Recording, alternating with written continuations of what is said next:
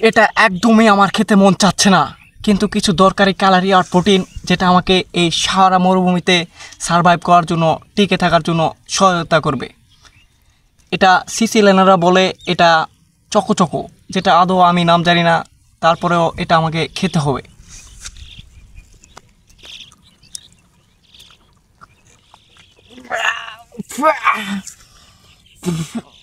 এটা টেস্টটা যদি বলি আপনাদের, এটা অনেক স্যাঁতস্যাঁতে আর কচকচে, ঠিক রাবারের মতো। একদমই খেতে মন চাচ্ছে না। এই মাত্র খাবার শেষ করলাম, আর খাবার শেষ করে মরুভূমির চারপাশটা দেখলাম। এই মরুভূমির চারপাশটা দেখে আপনাদের আজকের ভিডিওতে দেখাবো আমি কুত্তা বেয়ার গ্রিলস কীভাবে এই মরুভূমিতে টিকে থাকে, জীবন পরিচালনা করে বেঁচে ফিরতে হয়।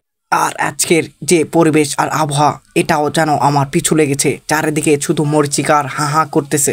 আর একটু হাঁটতে দেখা গেল এক বিশাল গাছ, গাছের নিচে যাচ্ছি আমি। আর খুব প্রচণ্ড রোদ আর ডিহাইড্রেশন হওয়ার সম্ভাবনা আছে। আর ঠিক এই কারণে আমি সেই গাছটার নিচে গেলাম। কোনো সাহায্য সহযোগিতা বা কোনো কিছু পাঠানো যায় নাকি। আর আমি অনেক ক্লান্ত, এই কারণে গাছটির নিচে একটু বসলাম, বসে বিশ্রাম নিলাম। আর চারপাশটা একটু ভালো করে দেখলাম যে কোনো কিছু দেখা যায় নাকি, নদী বা জলাশয় বা পুকুর বা কোনো কিছু। ঠিক সেই কারণে আমার বটের গাছের নিচে বসা উদ্দেশ্য।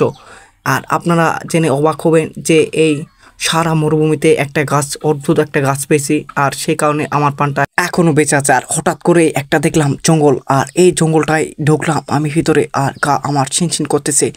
দেখি কোনো সাপ পোকামাকড় কেঁচু বা কোনো বন জঙ্গল শুয়োর পাওয়া যায় নাকি। আর সেই গাছটার নিচে আর জঙ্গলটার নিচে দেখলাম আমি, গেলাম, কিন্তু কিছুতেই কোনো কিছুর দেখা মিলল না।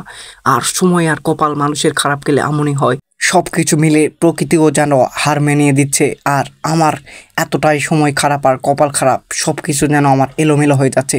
আর এত খোঁজাখুঁজি আর এত কষ্ট করার পরে কোনো কিছু মিলল না। তারপর আমি এই হতাশা ভরা মন নিয়ে তারপর ধীরে ধীরে আস্তে আস্তে গেলাম। কিন্তু জঙ্গলটা পেরিয়ে দেখলাম এক বিশাল ফাঁকা মাঠটা পার হয়ে গেলাম। তারপরে একটা নদীর দেখা মিলল। আর নদীতে আমি ঝাঁপ দিলাম, দেখি এই নদীটা পেরিয়ে যদি আমি কোনো লোকালয়ের সন্ধান পাই কিনা। আর ধীরে ধীরে এগোলাম। আর নদীটা অনেক ভয়ঙ্কর আর ভয়ানক ঠাক। দেখি এই ভয়ঙ্কর নদীতে, জঙ্গলি নদীতে এই নদীতে হয়তো কুমির আছে, অনেক বড় সাপ আছে। তারপরে আমাকে এই নদীটা পেরিতেই হবে, কারণ আমার বাঁচার এই একটাই পথ যা আমার লোকালয়ের দিকে এগিয়ে নেবে। আর লোকালয়ের সামনে একটু হালকা বাতি দেখা যাচ্ছে, মনে হয় আমার লক্ষ্য, আমার গন্তব্যস্থলে আমি পৌঁছে গেছি। তারপরে একটু ধীরে আগালাম, তারপর দেখি একটু নদীটা আমার থামিল। তারপরে উঠলাম, উঠে দেখলাম হ্যাঁ সামনে একটু উঠে গাড়ি তারপরে দেখি একটু মানুষের সাইকেল, রাস্তায় যানবাহন অনেক কিছু দেখা যাচ্ছে। তারপর সব মিলিয়ে দেখলাম যাক আমি পৌঁছে গেছি সামনে লোকালয়। আর সবাই ভালো থাকবেন, আল্লাহ হাফেজ। আর আমার জন্য দোয়া করবেন। আর ঠিক এইভাবেই বেঁচে ফিরতে হবে।